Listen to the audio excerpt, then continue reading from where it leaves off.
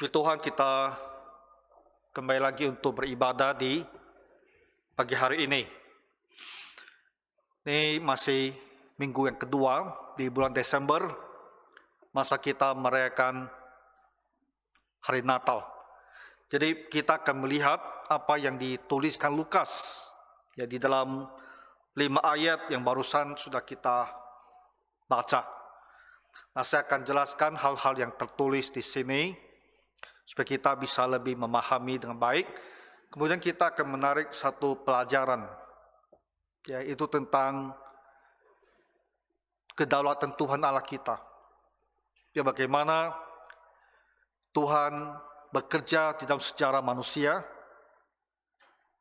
Tuhan menggerakkan hal-hal yang terjadi untuk memenuhi apa yang telah Dia rencanakan. Sehingga kita sebagai umat Tuhan pada masa sekarang bisa semakin beriman kepada Tuhan.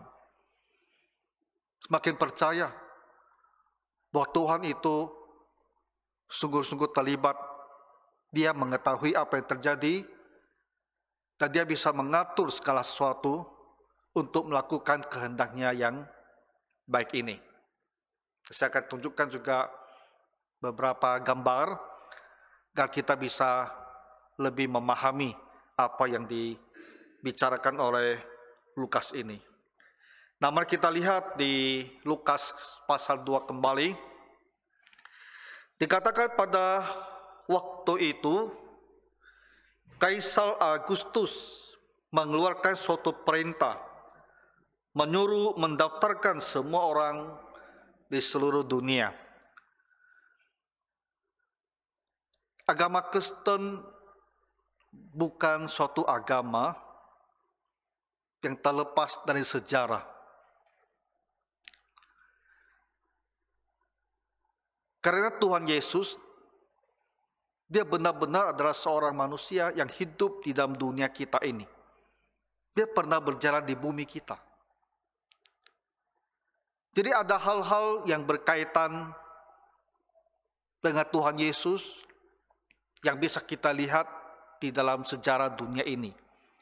Jadi Lukas mengatakan kapan Tuhan Yesus lahir, dan dia bilang itu terjadi pada masa dunia Eropa, yaitu dikuasai oleh pemerintahan Romawi. Dan waktu itu kaisarnya itu adalah Kaisar Agustus. Nah, sebelum ini Romawi itu adalah sebuah republik, ya. Tapi setelah pertikaian internal, ada 3 serangkai yang bertarung untuk merebut kekuasaan. Akhirnya dimenangkan oleh orang bernama Agustus ini. Yaitu sebetulnya ada keponakan dari kaisar sebelumnya, itu Kaisar Julius. Dan dia mengubah pemerintah itu menjadi sebuah monarki, sebuah kerajaan kembali, dan menetapkan dirinya sebagai kaisar. Nah, maka disebut dia ini terjadi pada masa Kaisar Agustus. Dan kaisar ini dalam posisi sebagai kaisar, bentuk negara sebuah monarki, dialah yang pertama kali mengeluarkan sebuah perintah, ya, untuk mendaftarkan semua orang di seluruh dunia. Coba ditunjukkan slide-nya. Ini saya kutip informasinya, ya, supaya kita bisa tahu sedikit.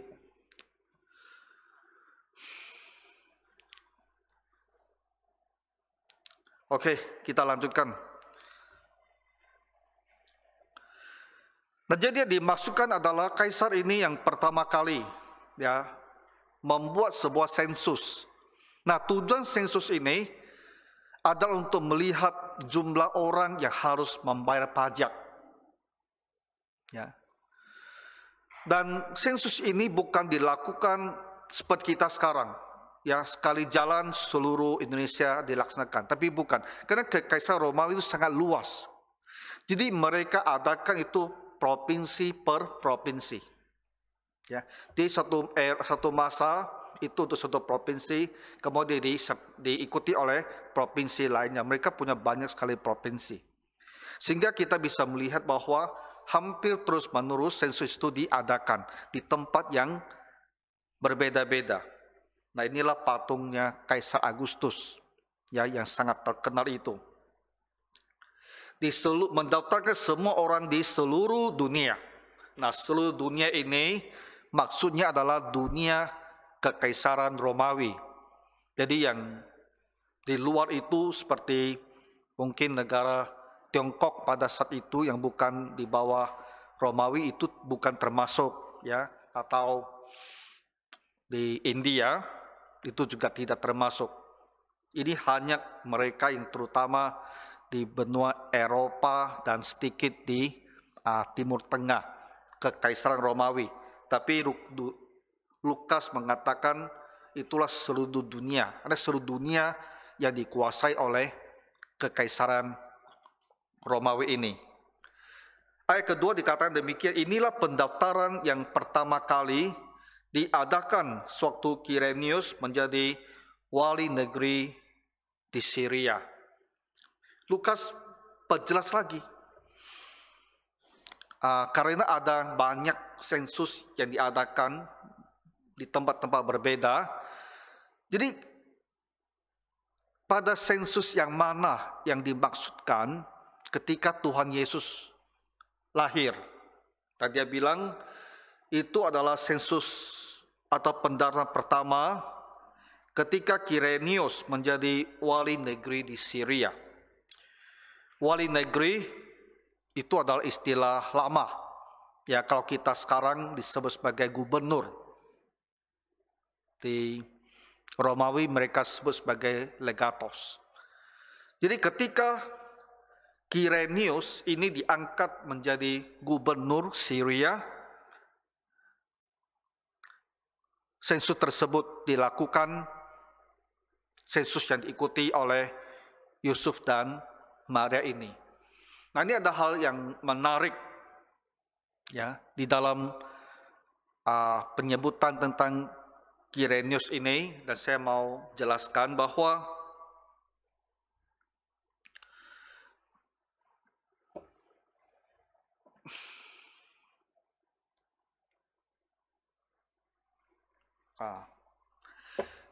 Quirinius, bahasa Indonesia dicatat sebagai Quirinius, dia sebetulnya ada 2 kali menguasai daerah Syria.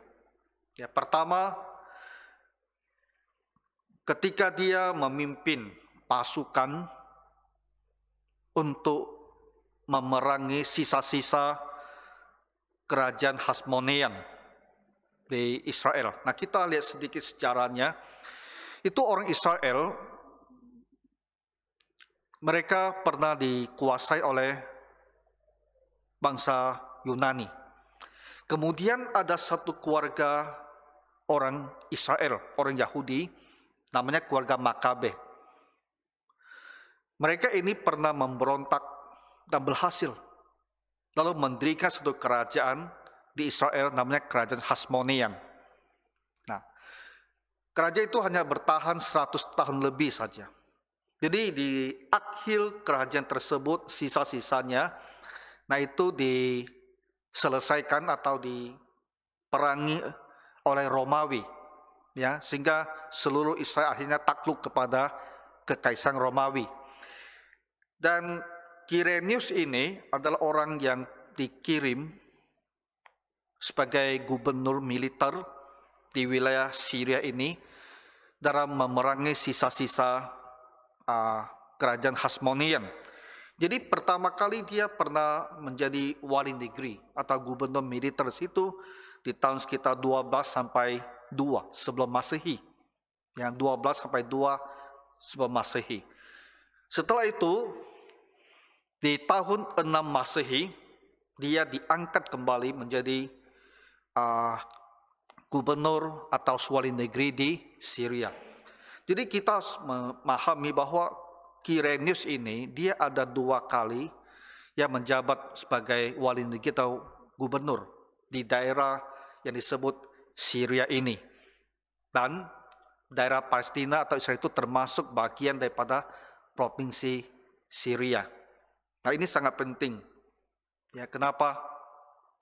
Karena orang selalu mengatakan bahwa Kirenius ini menjadi wali negeri itu di tahun 6 Masehi. Bagaimana bisa Yesus itu lahir pada saat dia jadi wali negeri? Bukankah Yesus lahir di tahun 6 atau 5 sebelum Masehi? Padahal dia memerintahnya itu di 6 Masehi, ada jarak sekitar perbedaan belasan tahun. Dan selalu mengatakan bahwa Lukas mencatat dengan keliru masa kelahiran Tuhan Yesus ini. Tapi dari apa yang kita pelajari, Kirenius ini 2 kali. Ya, jadi yang terjadi, yang disebut oleh Lukas ini, bahwa waktu Kirenius di wali negeri, Yesus lahir, itu sebetulnya adalah pada masa dia memerintah Syria untuk pertama kalinya. Ada hal-hal yang menarik yang bisa kita ketahui ya, tentang Kirenius ini yang memerintah 2 kali di Syria.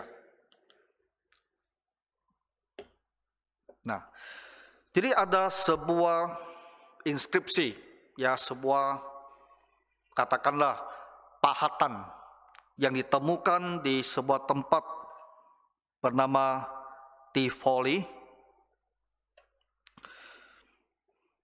Dia sekitar 20 mil atau 36 atau 32 km di sebelah timur Roma, kota Roma. Nah, di situ ada sebuah inskripsi, sebuah pahatan disebut sebagai lapis Tiburtinus dan berisikan informasi demikian, bahwa ada seorang pejabat Romawi yang menjadi gubernur di Syria dan dia menjabat kali yang keduanya. Nah, jadi menarik dan dipahami oleh para arkeologis bahwa yang dimaksud ini adalah Kirenius. Ya, dia menjabat 2 kali. Jadi ketika dia diangkat kembali dikatakan itu adalah jabatannya yang kedua kalinya di Syria. Oke. Nah, jadi pendaftaran yang pertama kali diadakan sewaktu Kirenius menjadi wali negeri di Syria. Maksudnya adalah di daerah Israel itu memang secara berkala ada diadakan sensus atau pendaftaran penduduk. Tapi ketika Tuhan Yesus lahir itu ada pendaftarannya yang pertama. Ya, ketika Kirenius jadi gubernur. Nantinya kita melihat bahwa di dalam Kisah Para Rasul kita melihat lagi ada satu kali lagi sebuah sensus diadakan. Ya, di Kisah pasal 5 ayat ke-37 dikatakan sesudah dia pada waktu pendaftaran penduduk muncullah Yudas seorang Galilea. Ia menyeret banyak orang dalam pemberontakannya, tapi ia juga tewas dan cerai-berailah seluruh pengikutnya. Jadi Lukas mengatakan bahwa pada masa Yudas orang Galilea memberontak terhadap Romawi, dan kita ketahui itu terjadi pada tahun 7 Masehi. Nah, di situ terjadi juga sebuah pendaftaran. Jadi kita tahu ada 2 kali pendaftaran. Ya, 1 kali pada masa Tuhan Yesus lahir, dan 1 kali lagi nanti di tahun 7 Masehi. Jadi Lukas tidak membuat kesalahan, karena dia tahu, ya, pendaftaran yang kedua itu terjadi pada tahun 7 Masehi, dia tahu. Jadi ketika dia bilang sensus pada masa Tuhan Yesus itu terjadi pada masa Kirenius, itu karena Kirenius pernah yang memerintah wilayah itu sebelumnya, sebelum tahun 6 Masehi itu. Oke, saya ulangi lagi sekali lagi ya, supaya kita memahaminya lebih jelas. Nah, Lukas mengatakan bahwa pada saat Tuhan Yesus lahir, itu adalah masa Kirenius memerintah sebagai wali negeri di Israel. Lalu orang melihat ke dalam sejarah, dan mereka bilang, Quirinius ini baru menjadi wali negeri itu pada tahun 6 Masehi. Berarti 10 tahun sesudah Tuhan Yesus lahir. Jadi bagaimana mungkin Yesus lahir pada masa pendaftaran ini? Kemudian kita temukan faktanya, ternyata Quirinius ini pernah jadi wali negeri sebanyak 2 kali. Kali kedua, Lukas juga catat, itu di Kisah pasal 5, tahun 7 Masehi. Tapi kali pertama pendaftaran itu ternyata terjadi pada saat Quirinius untuk pertama kalinya menjadi pejabat gubernur di daerah Syria tersebut. Jadi tidak ada salah catat di dalam hal ini. Ya, apa yang dituliskan Lukas itu tepat, karena dia hidup pada masa itu dan dia mengerti apa yang terjadi. Nah, kita lihat lagi. Maka pergilah semua orang mendaftarkan diri masing-masing di kotanya sendiri. Demikian juga Yusuf pergi dari kota Nazaret di Galilea ke Yudea, ke kota Daud yang bernama Bethlehem, karena ia berasal dari keluarga dan keturunan Daud. Nah, di sini juga ada satu isu lagi. Mereka mengatakan bahwa sensus Romawi tidak meminta orang harus pulang ke kampung halamannya. Ya, mereka bisa disensus di mana dia hidup, di mana dia bekerja, di mana dia berusaha. Jadi untuk apa Yusuf harus bawa Maria dari tempat jauh Nazaret pulang ke kampung halamannya di Bethlehem?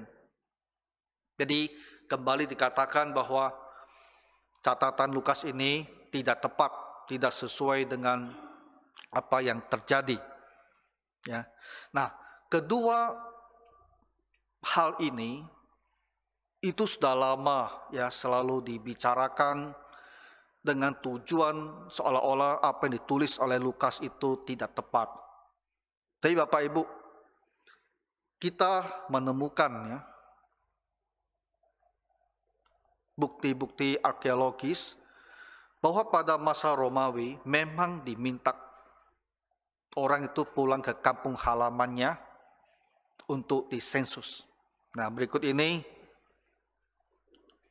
ya, kenapa harus kembali ke Bethlehem.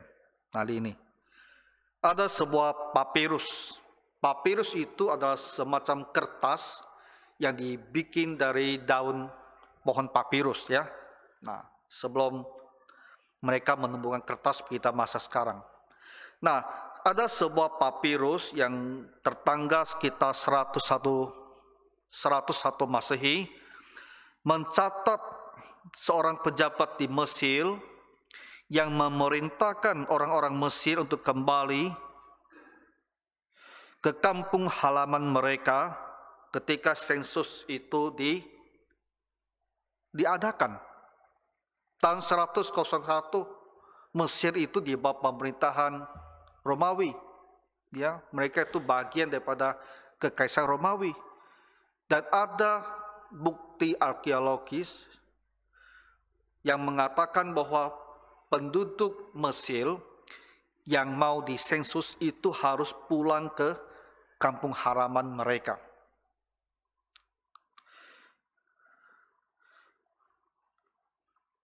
Jadi pada abad pertama di Roma,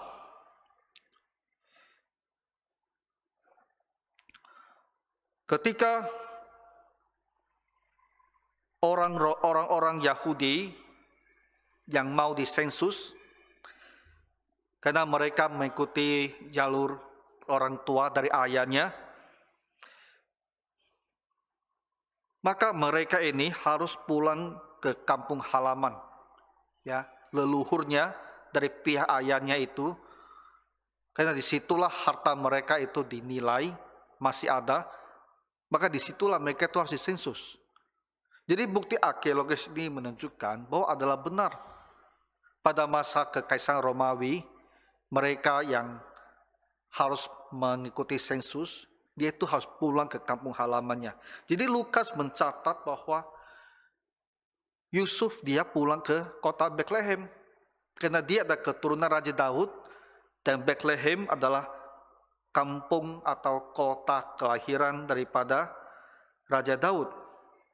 Nah, jadi bersama dengan istrinya yang sudah dia nikahi, Maria, mereka pulang ke Bethlehem. Ya. Ayat kelima, supaya didaftarkan bersama-sama dengan Maria, tunangannya yang sedang mengandung. Jadi mereka harus mengadakan perjalanan yang panjang. Biasa ada satu gambar kita lihat. Bisa lihat jelas tidak? Ini hanya sebuah informasi ya bagaimana kira-kira rute perjalanan mereka. Jadi dipelajari dari arkeologis bahwa ada kemungkinan 2 jalurnya. Ya. Ada satu jalur yang di sini kalau kamu lihat warnanya kuning dari Nazaret di utara sampai ke Bethlehem selatan yang berwarna kuning ya. Nah itu jalur agak di pegunungan. Jalurnya lebih pendek 120 km. Jadi dari Nazaret sampai ke Bethlehem itu sekitar 120 km. Tapi ada satu jalur lagi yang berwarna hijau itu menyusuri ya mengikuti Sungai Yordan hijau itu. Nanti sampai ke selatan di Yeriko baru mereka naik ke atas masuk ke Bethlehem. Tapi itu lebih panjang sekitar 145 km. Nah dari perhitungan kalau kita berjalan dengan normal ya satu hari bisa menempuh sekitar 13 km. Jadi kita bisa perkirakan perjalanan mereka pulang ke Bethlehem itu mungkin membutuhkan sekitar 11 sampai 12 hari. Ya. Jadi Yusuf membawa Maria, cara satu dalam rombongan memerlukan waktu 10 sampai 12 hari untuk tiba di kota Bethlehem ini. Nah, jadi hal-hal yang kita bicarakan ini merupakan informasi, ya, fakta-fakta, supaya ketika kita baca ayat-ayat ini, kita menjadi lebih mengerti, ya siapa itu Kirenius, apa itu Syria, ya, dan kira-kira bagaimana perjalanan mereka, butuh waktu berapa lama. Itu hanya informasi. Tapi sekarang saya mau kita melihat satu pelajaran rohaninya tentang Tuhan Allah kita. Tuhan telah merencanakan dari awal untuk kelahiran juru selamat ini. Bahkan di Mika pasal 5 ayat kedua juga telah disebutkan di mana Mesias ini akan dilahirkan. Ya, Mika pasal 5 ayat kedua. Tapi engkau hai Bethlehem Efratah. Di Israel itu ada 2 kota disebut Bethlehem. Maka disebut di sini tambahkan Efratah. Bethlehem di bagian Efratah. Hai yang terkecil di antara kaum Yehuda, daripadamu akan bangkit bagiku seorang yang akan memerintah Israel, yang permulaannya sudah ada sejak purbakala, sejak dahulu kala. Jadi Nabi Mika di abad ke-6 sebelum Masehi, 500 tahun lebih sebelum peristiwa terjadi, dia telah memberikan sebuah nubuat menunjuk di mana nantinya Raja Mesias ini atau Juru Selamat ini akan lahir. Dan dia sebut dengan jelas kota Bethlehem yang ada di Efratah.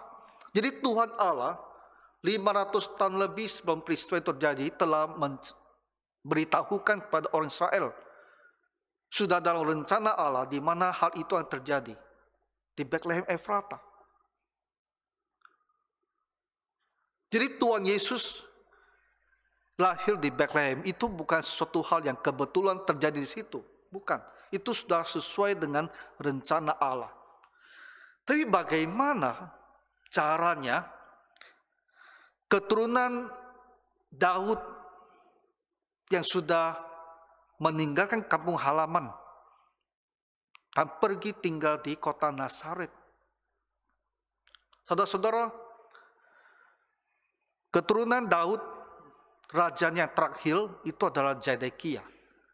Dan negeri mereka, kerajaan mereka telah runtuh tahun 586 sebelum Masehi.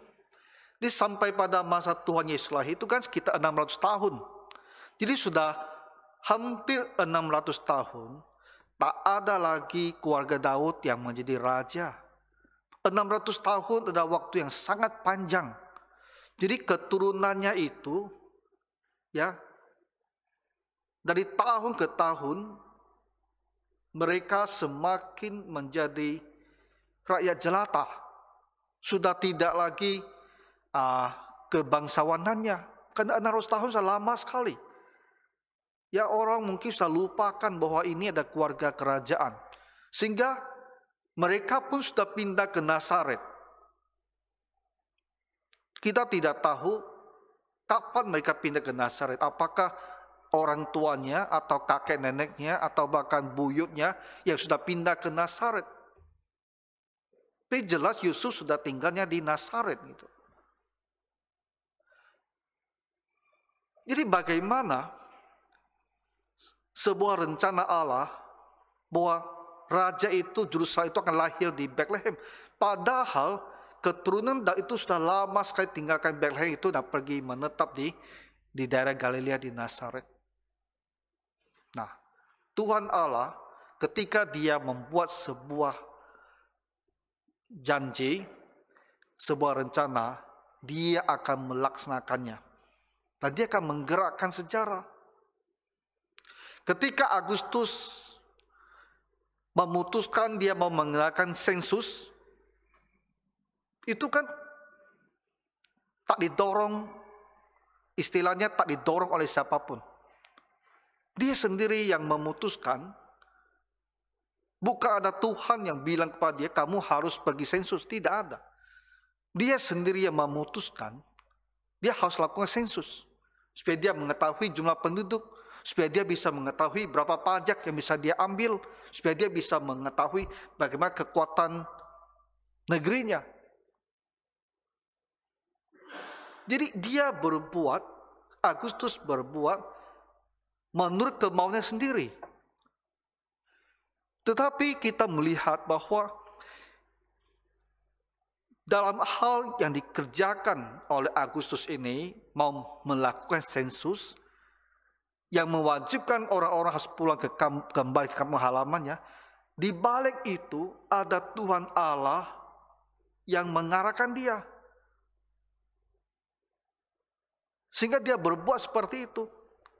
Dan dengan mengadakan sensus itulah, mau tidak mau, Yusuf harus kembali ke kampung halamannya. Tepat juga pada waktunya ketika Maria harus bersalin dan melahirkan anaknya di kota Bethlehem. Persis seperti yang dinubuatkan oleh Nabi Mika. Jadi kita melihat Bapak Ibu, peristiwa dunia ini, hal-hal yang terjadi dalam dunia kita ini, di satu pihak memang terjadi karena kemauan manusia. Tapi ketika kita melihat aspek yang satu lagi, kita menyadari setiap peristiwa yang terjadi di balik itu ada Allah yang mengontrol, yang mengendalikan, yang menghalangi supaya tidak terjadi atau mendorong supaya hal itu terjadi untuk memenuhi maksud dan kehendak Allah kita. Dan kata lain, walaupun kita manusia berpikir urusan duniawi ini ada urusan kita manusia, menurut hikmat kita, menurut pemahaman kita, menurut apa yang kita anggap baik atau tidak baik, manusia membuat sejarah, membuat keputusan untuk dunia ini. Seolah-olah kita saja yang terlibat, manusia saja yang terlibat. Kenyataan sebetulnya tidaklah demikian. Di balik itu, Allah mengendalikan semuanya untuk melaksanakan kehendak-Nya. Tuhan Allah itu terus terlibat di dalam kehidupan kita umat manusia, di dalam sejarah manusia. Dia memang tidak kelihatan karena dia adalah roh, tapi dia bukanlah Allah yang tinggal jauh dan tidak memperhatikan, tidak mempedulikan urusan dunia ini. Tuhan Allah melihat semuanya dan dia terlibat dan dia mengendalikan. Nah, inilah menjelaskan kenapa bisa begitu tepat. Ya, harus ada sebuah sensus yang mewajibkan mereka pulang ke Bethlehem. Dari situ pula tepat waktunya dia melahirkan. Dan anak itu lahir persis seperti yang dikatakan oleh Nabi Mika di kota Bethlehem Efrata. Nah, inilah kita sebut sebagai kedaulatan Tuhan. Tuhan berencana, dia berdaulat, apa yang mau dilakukan akan terjadi pada waktunya. Nah, jadi kita hidup sebagai umat Tuhan dengan pemahaman ini, apapun juga terjadi di dunia ini, pasti ada kehendak Tuhan. Ya, kita bersyukur umpamanya sekarang dikatakan bahwa di kota Batam pandeminya sepertinya sudah berakhir, petanya sudah hijau seluruhnya, kasusnya zero, kosong, tidak ada. Tentu bagi kita ini berita baik. Kita tidak tahulah bagaimana setelah liburan akhir tahun ini, bagaimana tahun depan. Kita tidak tahu. Tapi 2 tahun yang telah kita lewati tentu berat sekali. Ya, berat sekali bagi pekerjaan kita di gereja. Ya, berat. Itu jadi pukulan yang berat, merusak iman. Saya rasa karena 2 tahun tak bergereja, sebagian kita mungkin sudah tidak beribadah sama sekali. Bisa-bisa online pun tidak beribadah. Bisa. Ya. 2 tahun tak pelayanan apapun. Kita berpikir hidup hanya untuk diri sendiri sekarang. Itu berat. Pandemi ini juga ada jemaat yang meninggal dunia.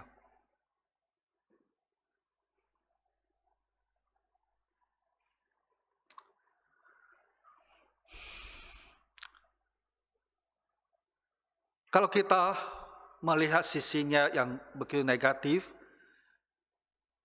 kita mungkin merasa kecewa. Kenapa harus seperti ini terjadi pandeminya?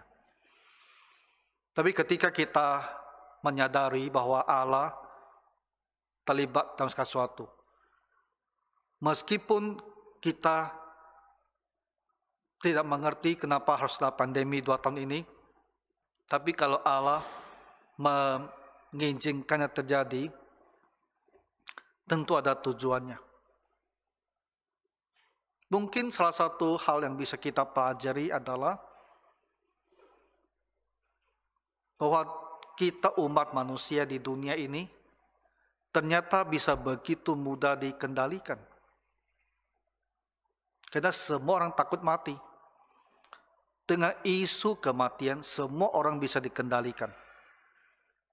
Dengan isu kematian, semua orang pergi tinggal di rumah, tak berani keluar. Semua orang pakai masker, semua orang cuci tangan, tak berani melawan. Semua orang pergi vaksin, tak berani menolak. Begitulah manusia itu begitu mudah dikendalikan hanya karena takut pada kematian. Dan ini memberikan sebuah gambaran, sebuah bayangan kepada kita ketika Antikristus datang dan memerintah negeri ini. Kenapa dikatakan mereka yang bukan orang percaya akan tunduk kepada Antikristus dan menyembah dia? Seluruh dunia akan tunduk dan menyembah dia. Nah, sekarang kita mudah mengerti nubuat di kitab Wahyu itu. Dulu kita berpikir, bagaimana mungkin dunia ini begitu banyak jenis manusia, jenis agama, bagaimana caranya semuanya bisa bersatu padu tunduk pada Antikristus. Sekarang kita melihat ternyata begitu mudahnya seluruh dunia itu bisa tunduk kepada sebuah perintah.